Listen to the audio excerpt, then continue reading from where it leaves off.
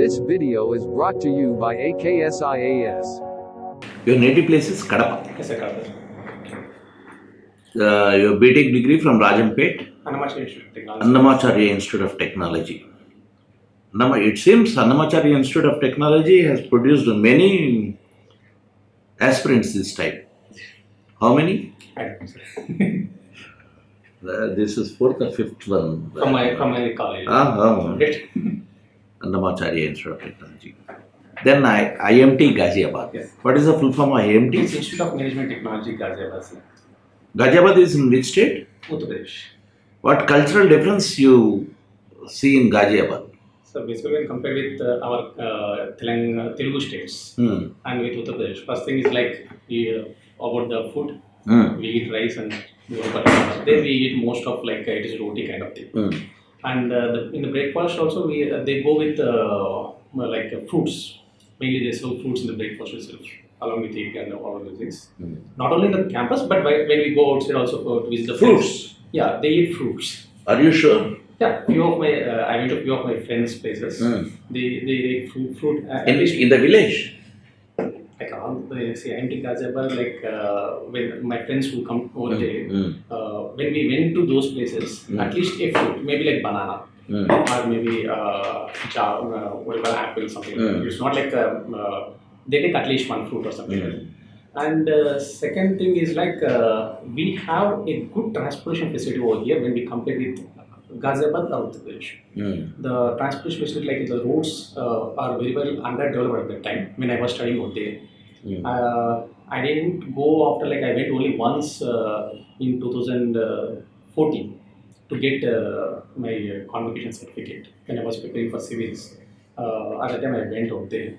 And basically that's like transportation facility is very well underdeveloped.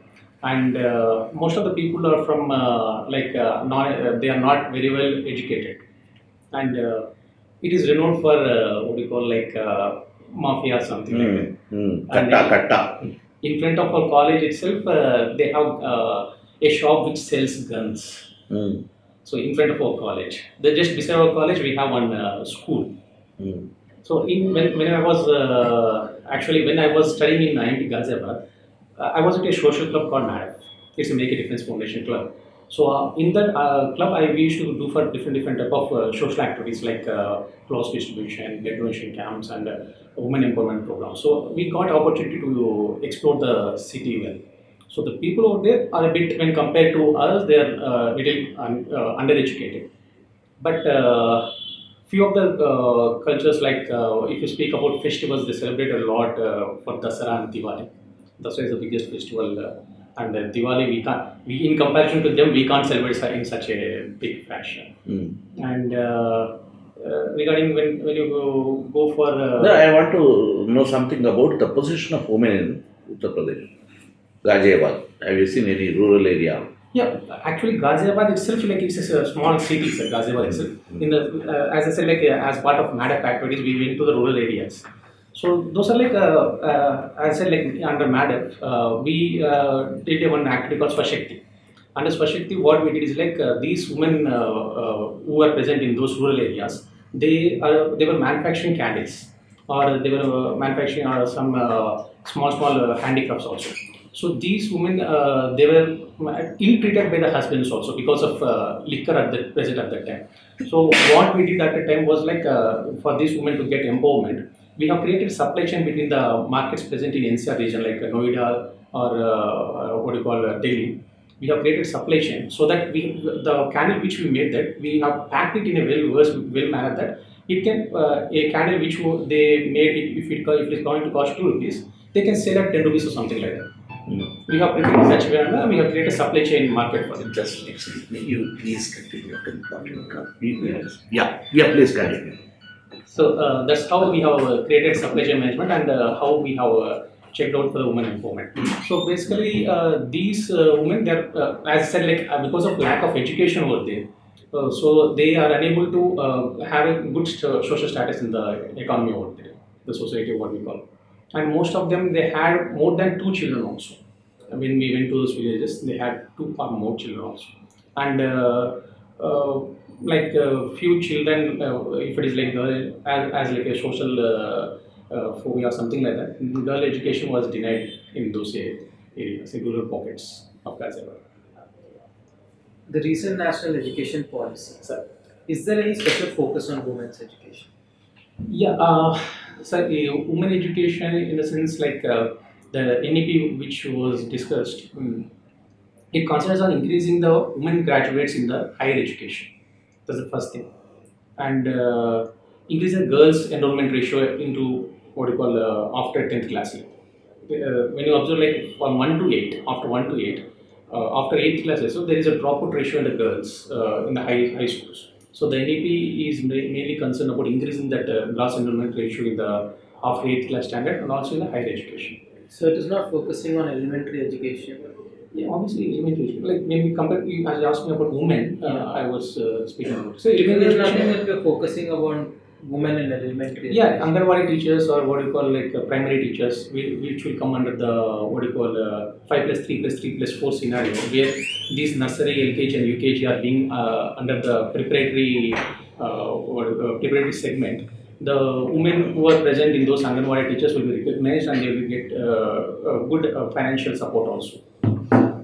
You spoke about Anganwadi teachers, fine. I'm asking about how it is going to help women's education or be it create a transformational effect. Yeah, obviously, when as per NEP, when it is being started from early ages, like early childhood care education, what happens is like as a girl who is present in the home, a girl child who is present at the home, if they are brought to the education at the early age instead of getting them at the first class level, sixth grade or something like that, it helps for the child to develop a lot. And also the mother who is taking care of the girl child, she can go and work for some benefits also. Apart from that, any other takeaways from the program, Like NEP. from the policy? So NEP on a broader perspective, like the earlier policy which was taken in 1986, and when we compare both the things, the first thing like what we can do is like they have gone with they did away with the rod-based learning. So they made the 10th class and 12th class exams. The policy what it says is to make it much more simpler and to inculcate the habit of conceptual understanding to ensure the quality and access and affordability for the students. And secondly, when you cross about like if it is from schooling level, if they go to high school, like what you call like graduation, the target it targets about gross enrollment ratio to be reached to up to 50. That's the first. Second thing regarding the higher education. Apart from that, the schools which are being present now, they are being continuously monitored and a recognition system is given only for a period of 5 years or to 10 years. If it is a CBSE school, they are giving only for initially for 3 years and next it is for 5 years. So, you know about Mahatma Gandhi, right? Can you tell me about his educational perspective?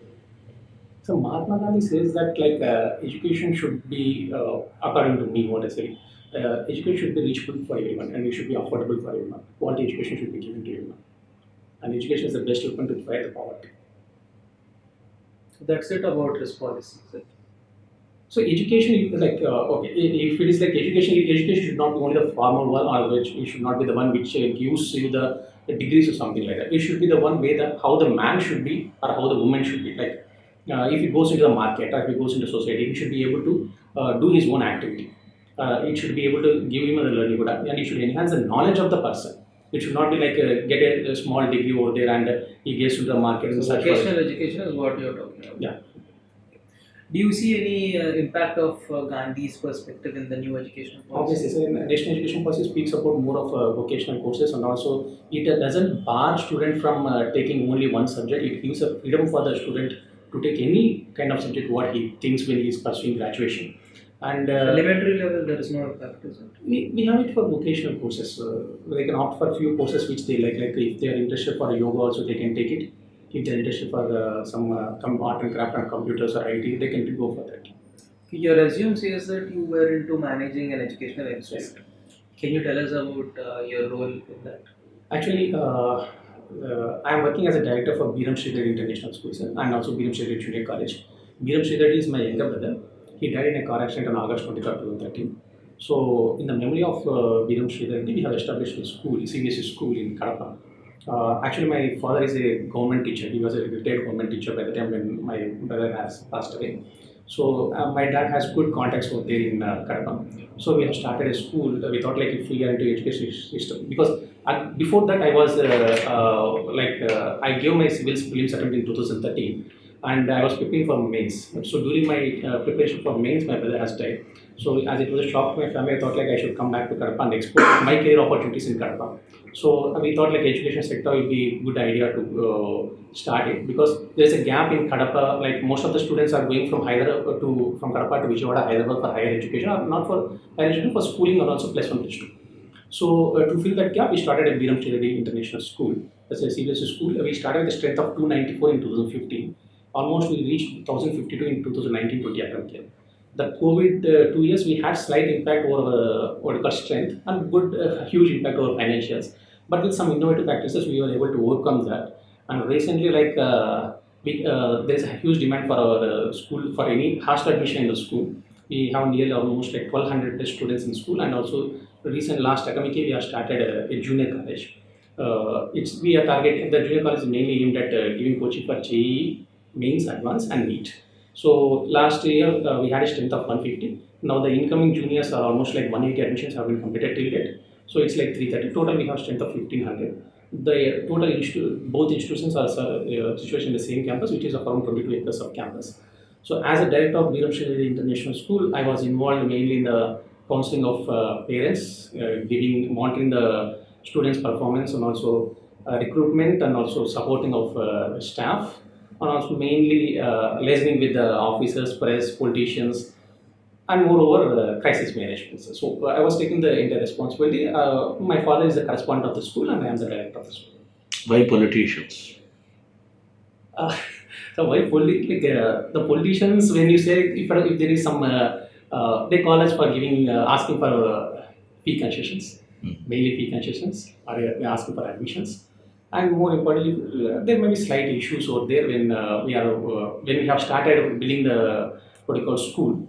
The local politicians, when there were some issues, they used to come and talk with us. As it is like most of it is in the field green area, and the around surroundings are like they are fields. Okay. Having said that you are into educational sector, okay, you have been acquainted with the people, students, let it be at the elementary level and recently at the intermediate level. So, what do you think are the major problems plaguing India's educational sector? I just want you to tell it briefly in 3 points, and you have to categorize them in a preferential order. So the first problem which I have observed is rod-based learning. Okay. And second thing is what you call the indiscipline of students. If I speak with education, indiscipline of How students. do you define indiscipline? Indiscipline in the sense the student interact with the teacher, or how the student interact with the parent. So, for example, sir, most of the parents they can't tolerate the what you call naughtiness of the child. They give the mobile phone. They get addicted for that, and they forget about the surroundings. They can't even wish for the parent when they wake up. So they won't say good morning. At least when the parent comes to home, they won't give a glass of water for the parent, or they won't speak with elderly person in giving respect for them. And more importantly, I have observed when I have started this junior college, I have observed a lot of change between our school students and other school students. Like most of the students who have come from different places, not like the 150 students which we had. 70 students are from our school and 80 students are from different schools. Most of them they don't have respect towards teachers. That is the most worsening thing. And if you are asked to do insert, what we call the uniform is compulsory in the junior college which we have started. Even for doing insert also, they can't. They say that I don't have bells. I don't have my GP is not functioning properly. So these things which we categorize, like these things, the education without discipline will lead to what we call as a destroyer. If education, ethics, and discipline are there, definitely the student will become a successful person. So what we teach is like as I wished, namaste. This is what we teach in our school. Like every student should wish like this, and every faculty should wish like this. So What about the third point? so first thing is like as I said, rote learning. Second thing is indiscipline, and third thing is like ethics. Ethics? Ethics. Oh, that was what I was speaking. ethical based learning, ethics based learning. So these are the problems only specific to India, I think. India's education system. So it's not about India's education system, sir. It's like in almost all the third world countries which we are facing, like except the Sweden, which we take it as an example for the best education system across the world. Most of the countries like they have this problem, and it is like most of the countries are what you call the parents are running for marks. They are running for marks and they are running for degrees. It is not like they are not concentrating on the education, the knowledge which the child gets. And to give a small example, so like when the student comes over to our campus in junior, I am saying potentially saying about junior college. Last year when we started junior college, we asked students to come over there and to have small interface facility. I was asking one 10th grade student, what is your favorite subject? And he told that it is maths. I asked him what is your favorite chapter. He said it is trigonometry. And I asked him to tell about trigonometric identities. He doesn't know what is trigonometric identity. Then I asked him, he told that it is sin theta, cos theta, tan theta. I told them it is not trigonometry, those are ratios. Then I asked him to write sin theta over the board paper. He wrote sin but not theta. Without knowing sin theta, without knowing trigonometric identities, the student has passed 10th class. And if this student he gets into a junior college, he is going to pass because getting a pass mark of 35 or 40 marks is easy. And he gets into engineering college and he gets passed. Then what happens to what is the career perspective of such students who comes into the field? So the education system, how we should transform is like, as per ACS survey, it says that most of the students who is going for schools, a 5th class student is unable to do third class maths problem or third class English and Telugu textbook also is unable to read it. So the education system should be transformed in such a way that whatever the learning abilities of the student should be enhanced. Like we should consider the basics first. It is not about teaching IIT or teaching about JE or something like that. First, he should know, he should have the standard of his class. If he is able to concentrate on his class, then definitely if he is able to read the textbook of third class Telugu, third class English and do third class maths problem, then he can easily get whatever do it. Because all the textbooks will be designed based on his age only. So when I day before yesterday, when I was in Kadapa in my campus, one student has moved from one of the corporate colleges in Vijayawada and he has come for admission for second year. I asked him what is the problem with it. He said that he is not unable to understand. He was paying almost like 2.5 lakhs per annum. So I asked him what is the situation, what is happening exactly. He is saying that what are the bits which are being taught in the classroom. As it is, those bits are coming in the final question paper. So he's not even solving the problem. He is just remembering that for this question, this is the answer. A is the answer. For this question, this is B is the answer. And directly is going and marking A, B, C and he is done. Whereas the parent, when he gets the mark, for out of 200, he is getting 170 or 180. The parent is thinking that my student is learning, he has good intelligence, capability, and is going to get good rank in JEE. But what is happening? You talked about some survey. What is it? ASCR service. Who does it? That is Pratham. What kind of organization is it? Pratham? So I don't understand. Okay. So in your state of Andhra Pradesh, presently there is an impetus on public education. Yeah. Okay. So which dimension or which paradigm do you support? Is state education better or private educational institutions better? So education as a system, if you take it, whether it is public or private. So education is about delivering knowledge to the next generation. So if you speak about public or private, according to me or according to any person who is running the school, he says that if government is running public schools, government schools, if all these government schools are run properly, most of them, my father has studied in government school and they got government jobs. But when these government schools are not being run properly, these private schools have raised like mushroom. There were only 3.5% of schools in 1980s. Now there are almost like 35% of schools and nearly 50% of students are going for private schools. But what is happening over here is, if government schools are properly managed, and today I was reading an article, so it says like how there are 22 government schools where there is 0% of pass percentage. So if government schools are monitored properly, it is not about AP, Telangana, it is about entire India. If government schools are managed properly, if government teacher is given certain proper duties and they are evaluated how we are doing as a private school, because we continuously monitor the performance of the teacher, we continuously monitor the performance of the students, and also we counsel the parents. If in such a way, if every school is taken care like that, because by forming a school management committee, though there is school management committee, if it has powers and if it's functioning properly, definitely there is no need for a private school. But if you take the case of like US, in US 95%, more than 95% of students go for government schools, and only 5% of students whose parents are very much well affordable, they go to private schools. If private schools are not present over there, what happens is like the recent ideas like introducing English medium in government schools, or introducing CBSE curriculum in government schools, or giving digital education in the government schools. These ideas will not come. So private partnership should be definitely there, because so as to get the innovative practices, and these private partnerships should not be for what you call profit oriented. It should not be for profiteering or commercializing.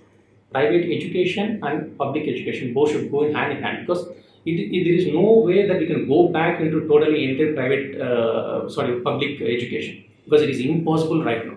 Nearly 49.2%, 50% of students are in the private sector, and most of the quality students which are coming out are from private schools. And to give an example regarding that, sir, in Anantapur there is an for 10th grade students, the government teachers over there, they have conducted one exam. One union is there. They have conducted an exam called Super 60 program. Under that Super 60, almost all government school students have written those exams. One girl has topped the exam with 95 marks out of 100. That girl was studying in JP High School in Dharmawad. We have sent our team to her house. Her father is a weaver. Her father has only one weaving machine, Maggame only. And she had that capability, or she had that intellectual ability, because her physics teacher, he has taken care of her so much that he took up the role as a father, a teacher, a mentor, and he had taught her maths, physics, chemistry. Though he is a physics teacher, he has taken it as a challenge, and he didn't take promotion or transfer to other school because of love and affection towards this girl. So we were very much happy regarding that girl, and so we have given free admission into our campus, and we have sponsored uniforms and also books for her under our trust. So there are quality students who are in the government schools, but due to lack of care towards the students, and the inability of the parents to question the teachers about like what is the progress. And moreover, today in the article we have seen like there are nearly 500 HMs are not they're not recruited for across the state. So if these things are done, like how Naluned program was implemented for building the infrastructure physically, if social infrastructure was developed in such a manner, definitely government schools are going to compete with private schools, and together we can make the education system wonderful in the state or maybe in the country also. There is a difference between privatization and commercialization. Yes, sir. Do you accept? Yes, sir. True. We are in private schools, sir, and most of the chain schools are like commercialized profit schools. So if you understand that, your answer could have been more crisp. Is it not? True, sir. Reading newspaper is your hobby. Actually, Which newspaper? so both Enquiries and Sakshi. Telugu? Both. Both. English? I don't have it, sir, because I don't find time for reading all those things. Actually, I go at around 7 o'clock to the school and stay till 9:30 there. So morning when I wake up, I just go to the mobile for headlines. Can you name some of the columnists in Sakshi? Columnist. You understand what I mean? Columnist. Enadu or Sakshi, any syndicated columnist.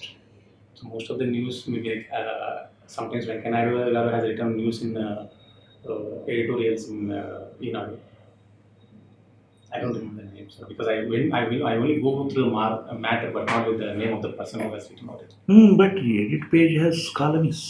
Yeah, that's what I don't. It doesn't go through it. I go with the editorial, but I didn't look at the name of the author who has written it. Maybe Professor Naishwar sir also have read so many times. Focuses on the content rather than the source. Then, because it's your hobby or extracurricular activity, you should be thorough with that. Actually, I don't have, for past 7 years, I don't have any hobbies. So that's true. Your hobby is managing the school. Yes, I'm saying. Profession and passion. One short question I would like to ask you is, Having spent so much of time and effort into this educational sector, why do you want to move to government sector? So there are various reasons. Like if I go with the stage, my is one. Actually, when I was working in IMT class, when I was studying in IMT Ghaziabad, first time I interacted with the person. I don't remember the name. He was the SP of Ghaziabad. At that time, as part of our initiative, like we have conducted an event called Pratigya when I was studying in IMT Ghaziabad. At that time, before joining IMT, like when I was studying BTech, to be true, my goal was to start up a software company. So when I joined the Infosys through campus recruitment, after joining there, I thought that this field is not going to work for. So I have written CAT examination while I was working in Infosys. So I got 99.3 percentile and I got the MT Ghaziabad, which was one of the top 10 schools in India.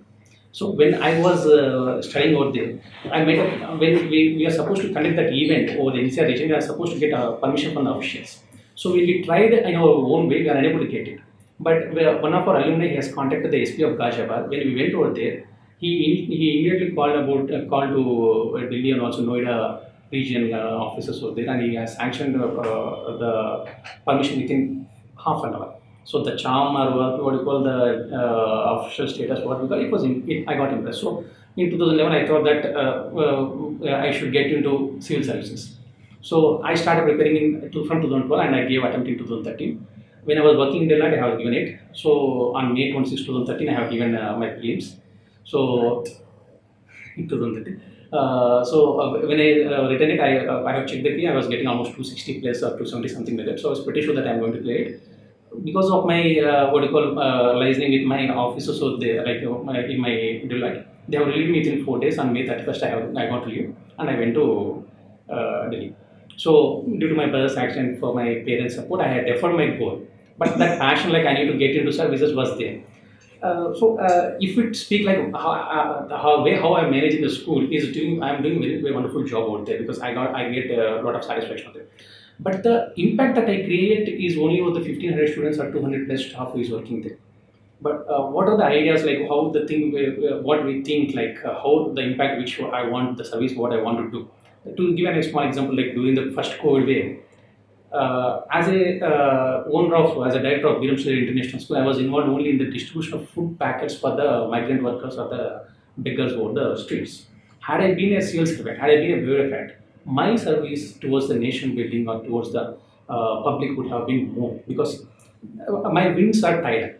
So, in 2018, by the time I didn't give Group 1, this 2018 is the first attempt that I have given for the Group 1 also. By 2018, we have established a school and it is manageable, it is self-running. Let me interrupt you now. Yes. His question was asked. And how many sentences you have talked till now? I don't know. Almost 25. Okay. Can't you do it in 5 sentences? Justifying your thing that why you want to join administrative service. So first thing is like having what you call greater service for the society and having directly participating in the nation building. And second thing is like the charm or the dignity or the power it has it. And third thing is like the what you call social status, the security which you get it.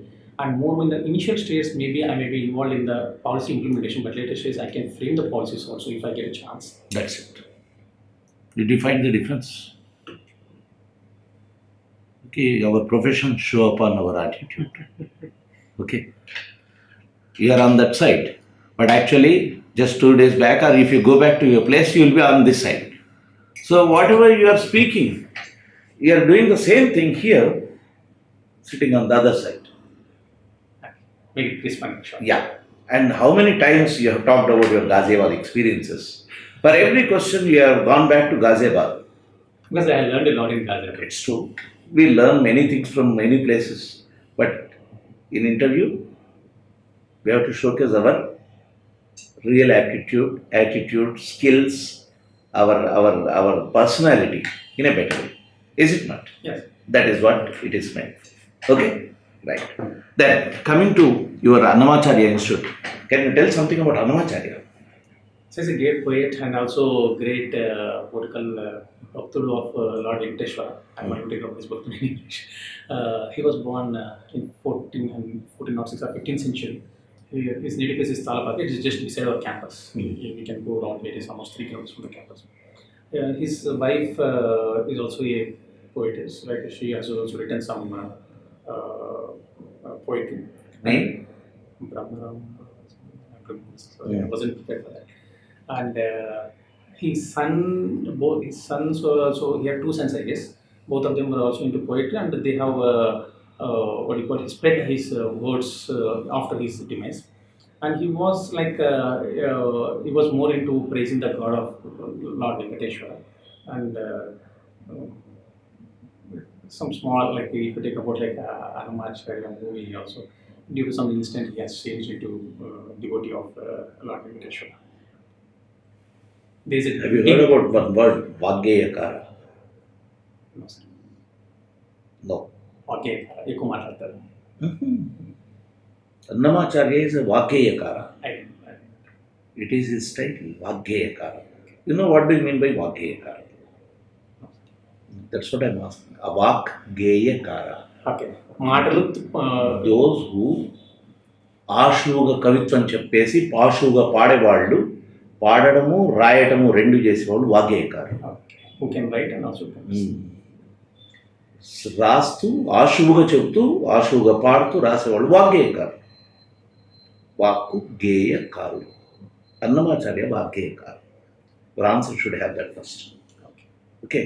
So it's really what I am trying to tell is, you are speaking many sentences, many words, but that can be said yes, by using one or two sentences or one word sometimes.